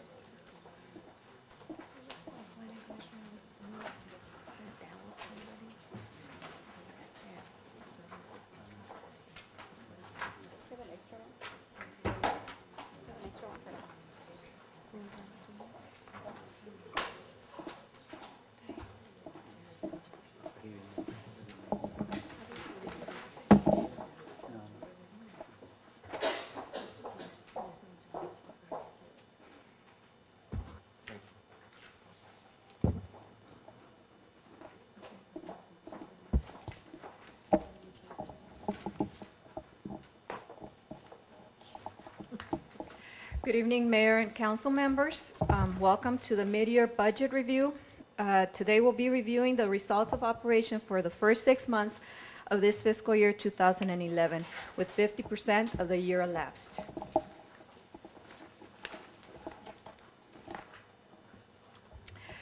As an overview, the nation and the state continue to experience a recession of a great magnitude that has affected a great number of major industries and business sectors.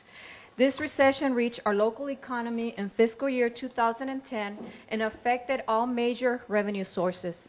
The city took action and developed the steps necessary to meet the decline in revenues and was able to close the fiscal year ending June 30th, 2010 with a fund balance of $5.6 million. It was projected that those same trends of fiscal year 2010 would continue into fiscal year 2011, and that is why the budget was developed with lower level of allocations in order to meet the economy's slashed revenues. Because of this, departments continue to operate at minimum levels with lower allocations for their expenditures in both operations and capital. The city continues to also operate with reduced staffing levels and has not filled various vacant key management positions, such as the associate city attorney, the director of HR, 2 dispatchers, fire safety coordinator, and the associate planner.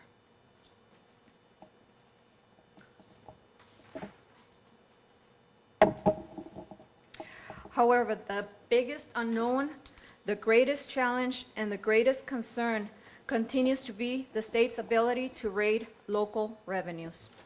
The state continues to battle with a budget deficit of more than $25 billion, and while Proposition 22 prohibits the state from borrowing or taking away local funds, the state is very creative and always finds some creative mechanism to circumvent those type of restrictions.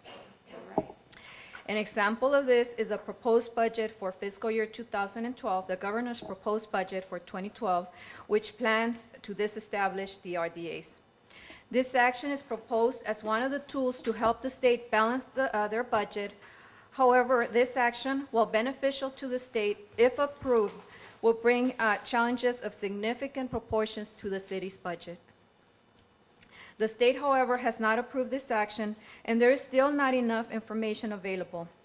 As an initial action, the state took some action on Saturday, and Finance will continue to monitor and assess the situation and will keep council apprised of any new developments.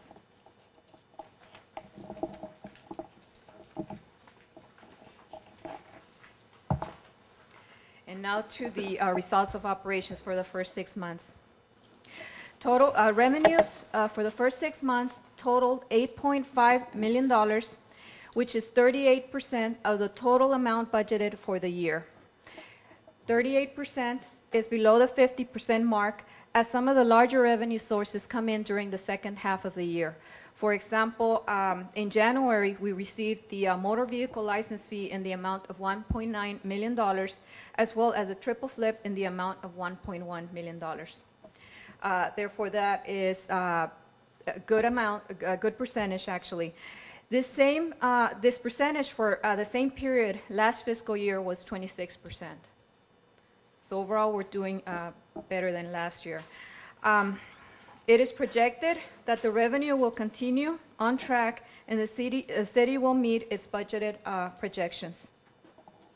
Individually, for property tax, we have received 57%, with the other 45% to be received in April.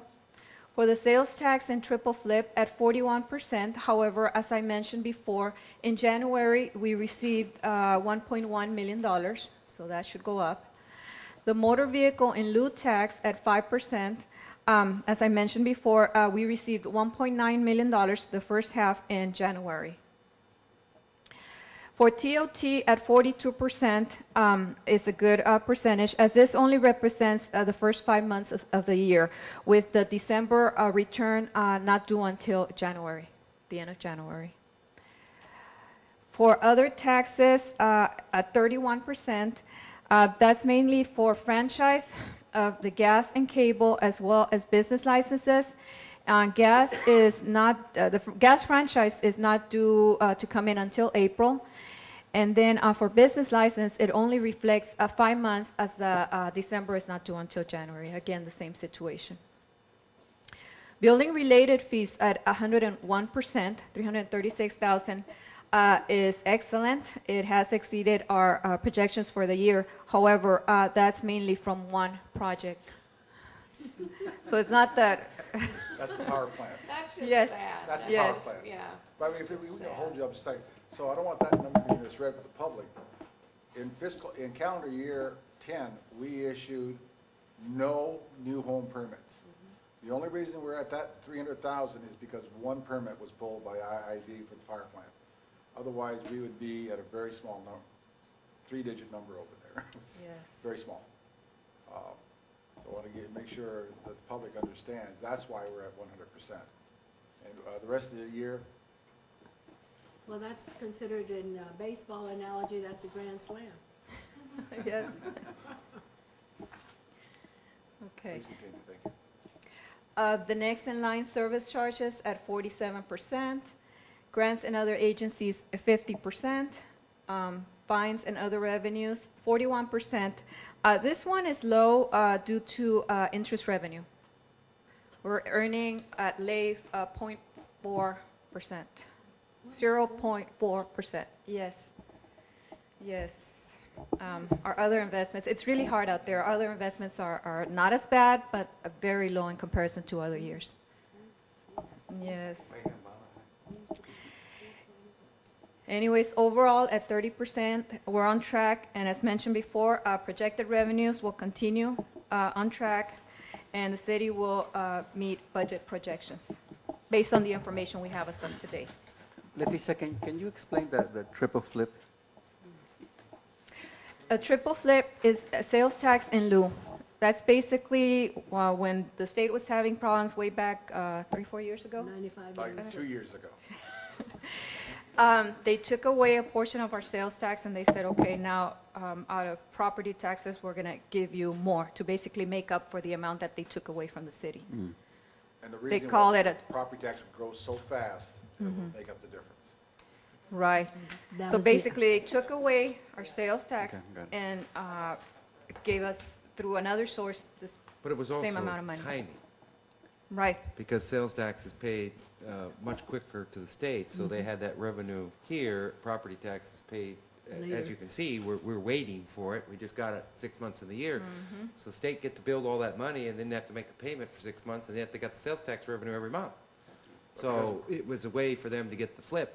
But That's because why it was called the based triple flip. upon a certain amount of property tax, since that property tax has been revalued downwards, we're not getting a dollar for dollar swap. Really? The state wouldn't do that to us, would it? Sorry, please continue, Ms. Solicitor. Yes. As to expenditures, expenditures total for the first 6 months, oh, that is wrong, 12/31/10, 11,181,000, which is 50% of our total expenditures budgeted for the year. This is within the acceptable range at this time of the year. Individually, the general government at $2.8 million is at 61%. While this may seem high, that's not the case, as there are some major payments that are due at the beginning of the year. For example, the liability and property insurance, we paid it in July, and the amount was $1.2 million. Let me see. Police at 48% is within the acceptable range. Fire at 50%, right on track. Public Works, 47%, again, a good average. 51% for building, just 1% over the mark. They paid for some software maintenance fees at the beginning of the year, and pretty much the same situation, but they're on track. Engineering at 41%, and planning are within the 50% mark. Park maintenance, 38%.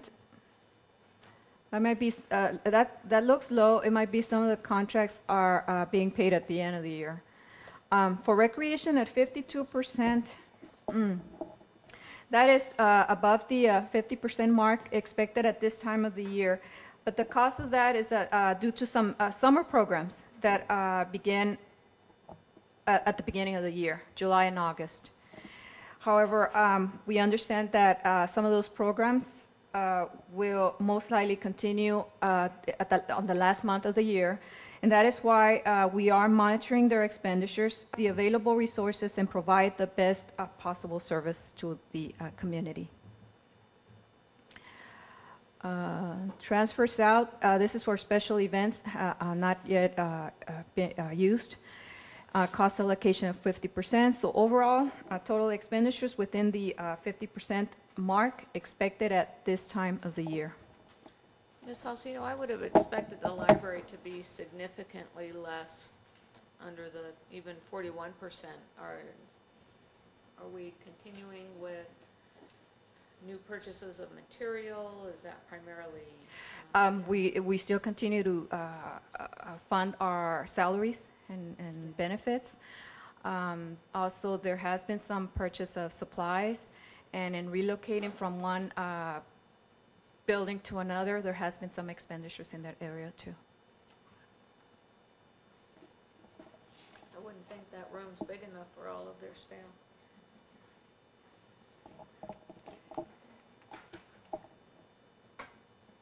Okay.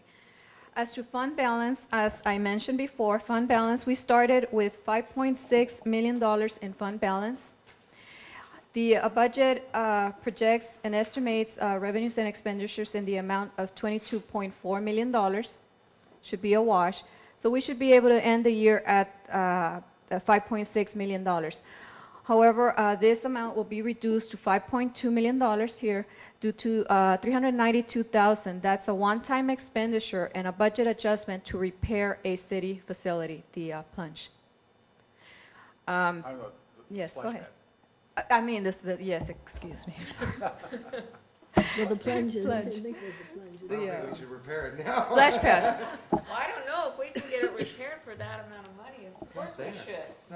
Reminder that we would place our claim against the bonds for that amount of money when the project's done. So $5.2 million.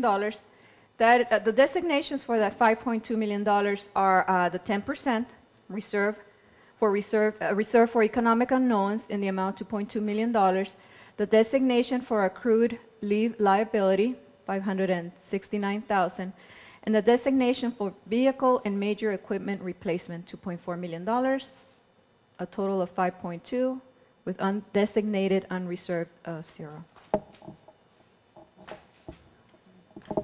Questions?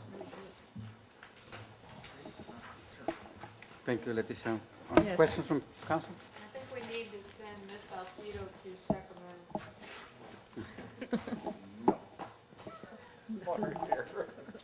Sure, that's rhetorical. Mr. Sala? Yeah. You know, for too long, the Imperial Valley has been neglected by our state and by the federal government. We have high unemployment. We have a small population. So people that are running for office in the state of California don't even come down here and express their point of view to the residents to give them a clear picture of how they should vote. Don't bother with the Imperial Valley. This particular budget is going to be, and is, as you had indicated, really somewhat tight. And so we have to give out awards to businesses for their participation, as we did earlier. We have to have volunteers work on special projects like the young man, and we will be needing more of that in the future. But my point is, if we were to hit a speed bump in the next 6 months that causes us to go off course, my understanding from looking at the budget is that we have kind of like a reserve of maybe $7 million. Am I off on that? 5.6, the Pardon? 5.6, the fund balance, yes. Okay. So if we were to have, excuse me, I get choked up when I talk about money. If we were to have a major earthquake again, or the government in Sacramento decided to hit us up for additional funds, it would seem to me that everything would then be put on the table as far as cuts, as far as tightening our particular budget. One of the things that we have been very good about saying is that, let me read exactly what we said. By comparison to many other cities around the county, El Centro economy is performing rather well. If we were to hit this speed bump, we might be inclined to be in a barrel with some of these other cities. How do you see us, in your mind, making our way through this sea of hard times? Okay, as mentioned before, the various divisions and departments within the city are operating already at with reduced allocations for both operations and capital. However, if it's a small speed bump, we have under general government a contingency of $7,000. So if it's a small speed bump where we need to donate or buy some plaques, we can take it from that. However, in our fund balance, the $5.6 million here, we have down here already designated for that specific purpose 10% for economic unknowns in the amount of $2.2 million. So if that were the case, if it's a major speed bump, just for example, as the earthquake that we had in April, then this would be the amount of money that we would probably have to reach into for that purpose. That would still leave us with $2.5 million in our reserves and enough to continue operations. Okay, let me hear what some of the others have to say. Thank you. That was a good response. Thank you. Yes, Mr. Mayor, I just want to thank Ms. Salcido for this, her efforts. In light of what's going on economically, I think you've put together a very positive and reflective picture of our financial status here in El Centro. But at the same time, it is not the doom and gloom. I think it's an austere budget, but it certainly speaks to the level of leadership of the council as well as our staff, and looking out at what we can do to still maintain a level of service that the citizens have grown accustomed. So while I'm not pleased with what's going on necessarily in Sacramento, and I think that each of us in our own way will weigh in on that with our state legislators and the governor to ensure that as much as we possibly can, that the funding streams that have been accustomed to local government will stay intact. We all know that the battle will be hard fought. We may not win, but that do not mean that we're not prepared to go in there and fight for what we think should be rightfully ours. When we talk about the budgets over the state of California, it's been almost 2 decades. We've had triple flips, and the mayor asked about that. We've had ERAF, and we all remember that is when they took certain monies to offset the funding that would normally go to education. They took that out of the city's coffers. And then before Prop 1A and Prop 22, we had a taking of monies. So while you're correct, the state is very creative in the ways they can come in and reallocate. That's the new term now. We're reallocating those funding streams. But at the same time, that put local government really in a hard place. And the citizens of El Centro, as well, which are the citizens of California, will have their voices heard through us from this council, going and talking with our respective legislative bodies and the governor, either through the League of Cities or SCAG, or just catching them on the street and talking to them at these public hearings that they have available to them. So thank you very much for your efforts. I want to thank Mr. Duran for his efforts and all other staff members in your department, Ms. Salcido, that worked on this. Yes, thank you. You know, I want to say that, and obviously we still need to plan for this and prepare for this under a worst-case scenario. But speaking of talking to our legislators, I did get to speak to our Assembly Member Perez Friday at an event, and Mr. Perez did indicate to me that he would not support the eliminating the RDA, and he honestly did not think that there would be enough support in the Assembly, at least to pursue that. Whether there's some other, creative mechanisms, that may be the case, but at least that's the assurances that I received from him when I spoke to him on Friday. Any other comments related to the budget? I'd like to commend you, Ms. Salcido, and your staff for the outstanding job that you do with the budget and with the finances. Is very much appreciated. I think in addition to taking a look at our general fund, it would probably be appropriate for us to have a mid-year check of our redevelopment and our other special funds. Okay. Okay. Ms. Reddy, comments? Thank you, Mr. Mayor. I think your comments are valid. I do think it's probably an unlikely scenario that the legislature moves forward with the RDA, but I guess that's only partial good news, because we're sitting here in a situation where the state has just stolen, or will, between the 10-11 budget years, $3.1 million from RDA without closing them down. So, while the legislators seem to be concerned about actually closing RDAs down, and actually took the money. While we may not get our RDA shut down, if they take all the money out of it, I don't know we win. And we talked about that on Saturday. I applaud Mr. Duran and the city staff, and I don't mean to sound ungrateful for this, but I think if Ms. Salcido came to this council and we saw a different picture as far as our expenditures, we would be pretty upset. And I think we have such great directors who are running our programs and our departments.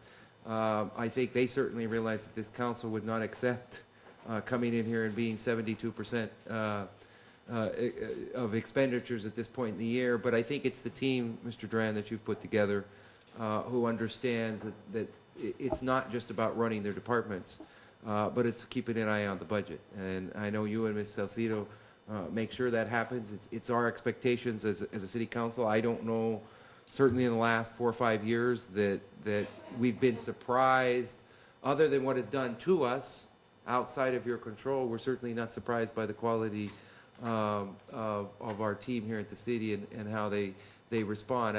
It's without directly relating to other agencies. It's funny how often we hear through the media about other governmental agencies who are astounded when their staff notify them that they're way over budget.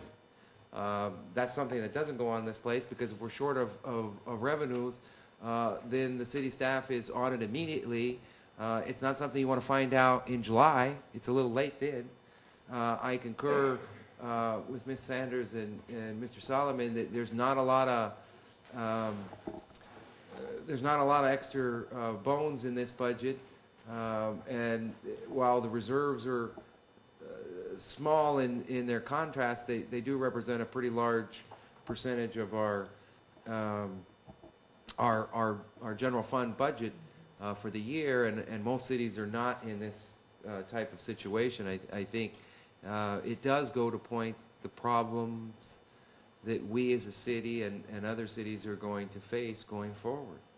There is not, can you go back to the revenue slide?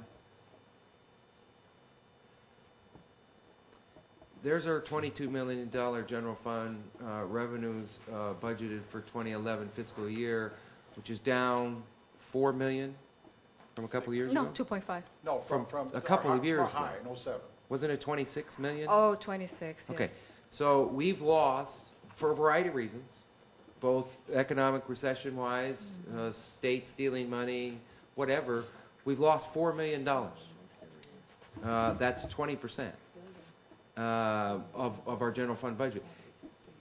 Do we really assume that it's going to start going up? Maybe we get a little bit more money in property tax over a couple of years. Maybe we get a little bit more as the sales tax comes. But as Ms. Salcido said, we're likely to lose in the triple flip. I mean, in the motor vehicle tax. We know we're going to lose if that fee increase is not maintained. We've got to struggle as a city. And for these residents, where we're going to fund services going forward. And I'm going to suggest to my colleagues, although it certainly isn't the time, we're going to have to look way outside about how we do things. Because the normal way of funding a city is not there anymore. And we're not going to get any assistance from the state, regardless of whether they take any more. They're certainly not going to give us any more. We can expect a very significant hit to the counties at the May revision.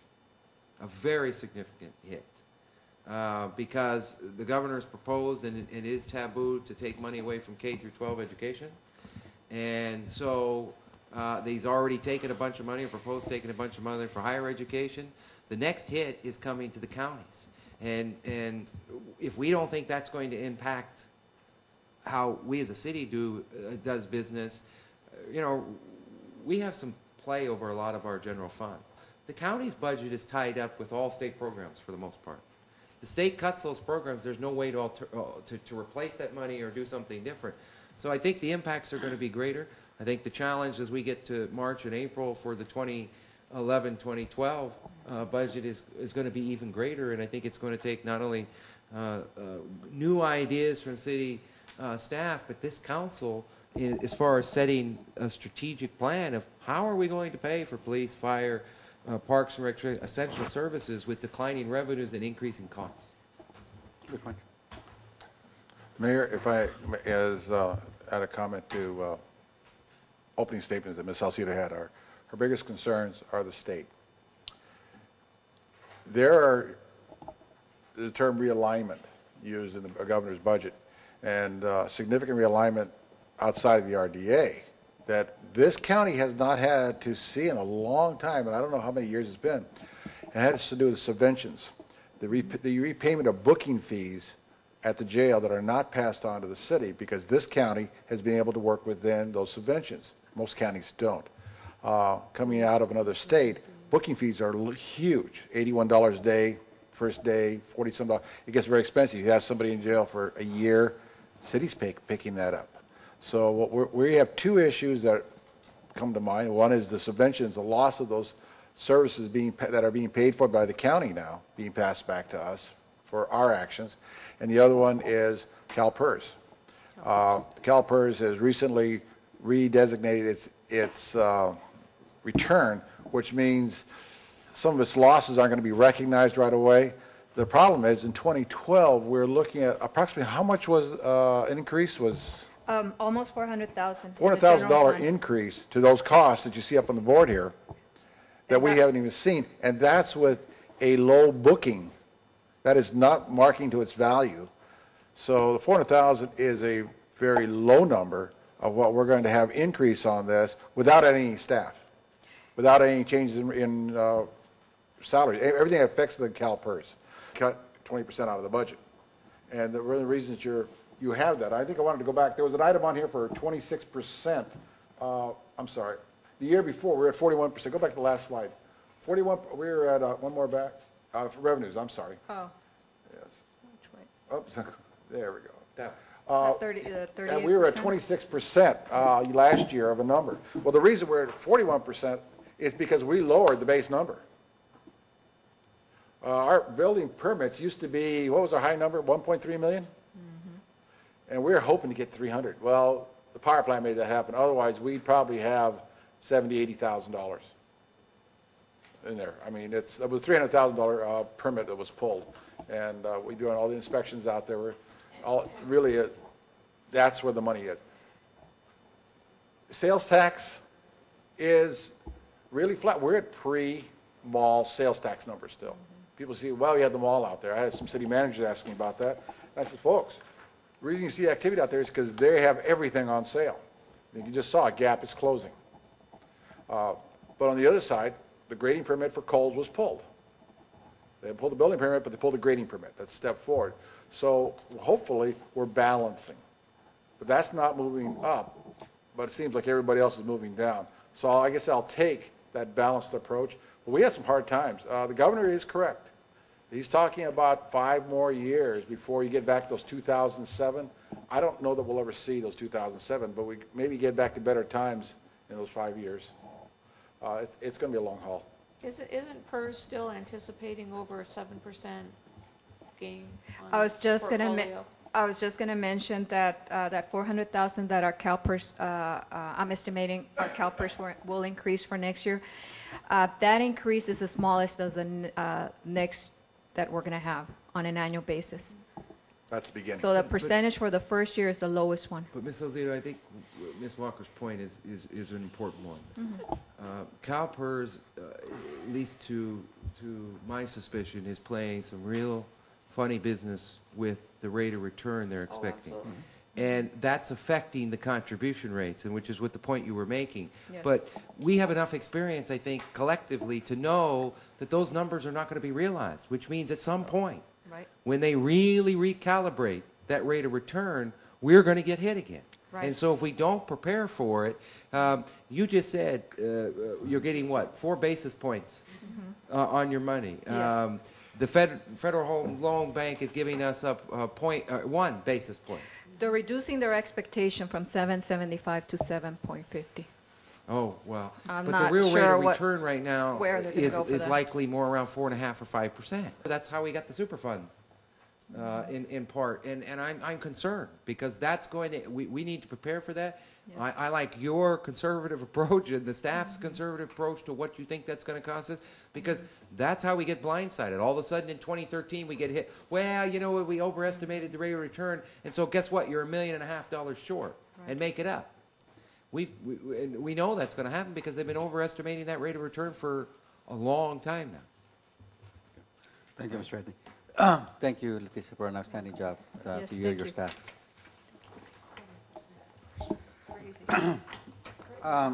Next item on the agenda is the appointments. I'm going to ask the council to pull the item related to the appointment to the Planning Commission. There is another application that came in recently that did not make the agenda that I'd like to be able to review as well. So we're not, I'm not recommending an appointment to the Planning Commission tonight.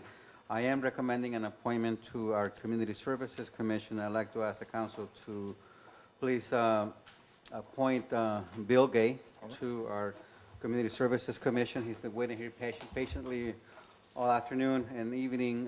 Bill is someone that I've known for a long time, has been very involved in our community. I think that he's going to provide a great perspective and contribution to our Community Services Commission. So I'd like to make that appointment. Move the please. mayor's appointment. Moved by Mr. Edney, second by Ms. Walker. Please ballot. Yeah, there you go. Yeah, you got it. No. There. There. Thank you. Bill, did you want to say anything? Council. I know you're never shy for words. Mutual interest, and also I think to get an idea of the kinds of things that their league is doing in addition to holding quarterly meetings and whatnot. They're doing some really interesting thing on a day-to-day type monthly basis where they're meeting and strategizing together about some of the things we've been talking about. And I think it's a good opportunity for us to meet with them. And since they were kind enough to appear, I hope that we have a good turnout. Thank you, Mr. Edney. Ms. Walker? I'd like to thank Ms. Sanders and her husband for hosting the Martin Luther King breakfast on You're very welcome. Monday. That was wonderful.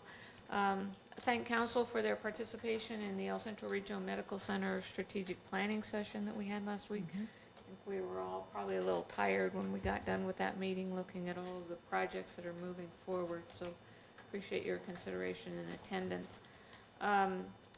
SCAG, I sit now, in addition to the Regional Council and the Executive Council and the Energy and Environment Committee. I'm also on the Ledge Committee. And we had a meeting this morning, and we asked staff to also send a letter to the governor opposing the elimination of the RDA. In addition, I had forwarded analysis of the governor's budget, and I expect that the city clerk has forwarded to you. Two follow-up items to the minutes. There was discussion in our last minutes about forming a task force with regard to the city treasurer position. So at some point in time, we probably need to revisit that. And we were going to receive an update on the Pulte Home Park. So when make sure that we keep track of both of those items. Thank you. So- Thank you, Ms. Walker. Mr. Solomon, any comments? No, I just want to say, as Councilwoman Walker stated, that I really had a great time at Mr. Sanders' house. I thought that was really appropriate and nice in the sense that it was a different environment. It was one of those where he had a chance to sit and talk to people. There wasn't a lot of speeches, so it was just good to get around and sit down and talk to people that you hadn't seen in a while. So I thought it was refreshing. I thought the ideal of it at your house, the way you had it set up was great. Even though I'm on a short diet, no, I heard nothing but good things about the food. So I just want to say I'm looking forward to you doing it next year. Whether you volunteered or not, right? Yeah, and I was thinking that if the city employees were complaining about extra funds, that they could just stop by your house on that day and don't have to worry about it and have a free meal. No, I'm only joking, But anyway, thank you very much for having that. Thank you, Ms. Sanders. Ms. Sanders? Yes, Mr. Mayor, I just want to thank everyone who did show up at my home at the designated time and fortunately left at the designated time. My husband and I and my family thoroughly enjoyed doing that. We thought it was a wonderful venue, and obviously we felt that as former Mayor Walker had said, it was supposed to be designed as a day of service. So that was our day of service to give back to the community to commemorate the legacy of Dr. King. I was so pleased to see all of you join us and certain staff members. We had Ms. Obeso come, and Mr. Hernandez was there. And then we had a host of members from my church and the community. Also, she's gone already, I'm sorry. Mrs. Deborah Harrell came by, and so we had a good representation from the city as well as the community. And those who did not get enough to eat, I hope you found your way over to Denny's to finish your breakfast. And if you did not, then stay tuned and come back next year. I was pleased with the coverage from the press. I was very happy that they showed up. They too seem to have enjoyed the fellowship and the opportunity. I also want to speak a little bit about the committee that we met. Mr. Silva and I met with the staff and Laurie Bowman as it relates to Dogwood. I think you all will be very pleased. That report will be forthcoming. But I had a call from her today, and she led me to believe that she was very pleased with the information that we provided her. She's going to take a hands-on approach to trying to get the issue resolved. She is going to be designating a specific individual for us to contact if we're not satisfied, and she's given that name. She said she would send that information to the city manager, and then we will all have it disseminated to us. And then when we meet again, Mr. Silva, I think that we will be able to come back to this council with the recommendations and suggestions that she offered. Mr. Duran, did you get any information from Ms. Bowman? Not from Caltrans. Not yet, okay. Well, she called me this morning, and she led me to believe it was going to be forthcoming. And one of the things that I thought about the overall tone of the meeting that we had, I thought it was very positive. I don't know if Mr. Hagan would like to speak to that in any way, the tone of the meeting that we had with her on that particular occasion with Caltrans. Oh, Anything to add? You have anything to add to the? Yeah. Did you? And I'll cover that. Okay, you will. Yeah. Okay. The mayor will cover that. So thank you very much, Mr. Mayor. Then I pass the baton on to you. Thank you, Ms. Anderson. I also want to echo the comments from the council and compliment you and congratulate you on the wonderful event yesterday. It was a lot of fun to be there, and as Mr. Solomon said, it was an opportunity to talk to people, and I appreciate that. Very well done. Look forward to that event next year. Okay, next year it is. It's been a busy month being the mayor of El Centro, but for the most part, it's been good. The meeting that Ms. Anderson and I had with Caltrans staff and our city staff, I think it was very productive. There's a summary that from the perception of staff, the accomplishment, and to me, the most the most significant issue that was discussed and agreed upon is to develop an appeal process for issues and disagreements that may occur between our staff and local staff, and not have to accept those decisions and be able to move that up the chain and try to come up with an appeal process so that projects don't get delayed. And staff was encouraged to use that appeal process when things cannot be worked out with their local Caltrans people. Caltrans indicated that the city may submit billings for work under the COOP, $270,000 prior to completion of projects, so that was also a positive concession that was made by Caltrans. And I think just better communication and having the right people at the table and through that appeal process, I think that's going to solve a lot of the issues that we've seen, and I think that was the perception from both Mr. Gay and Terry. I know all of you guys have been all previous mayors have gotten an opportunity to visit with staff our local businesses, and I had my first business visitation in early January, and I have to say that was very enlightening. That was such a wonderful experience to go out and talk to our business people and really get a sense of where we are and how they feel. That was a wonderful experience that I look forward to continue to do that. Number of open houses, the business expo, just a lot of stuff. It's exhausting.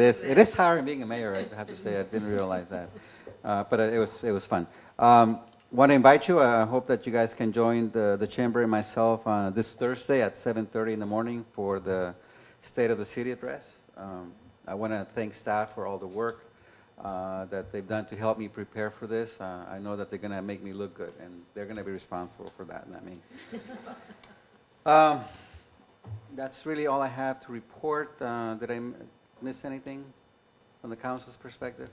Do we need to RSVP for the breakfast because the chamber said in their notification to RSVP? I think you do. So yes. Do you want me to do that? Yes. Yeah. For what? For all of For them. the breakfast. I'm sure. I would imagine since the mayor of the city is the keynote speaker that they would assume that all the council would be. And you're in your building. They would have a muffin for us, at least, and some juice. I wouldn't go that far. These are hard times, remember. I'll bring my own. Is it $5? Well, that's only for non-members. We're members of the chamber. Bring my own coffee. Yeah, I think we. There'll be. I'm sure we'll find a chair for all of you guys. Did they really say RSVP? I don't know. I'll call tomorrow. 7:30. 7:30. 10:30. Okay, so that concludes the city council meeting.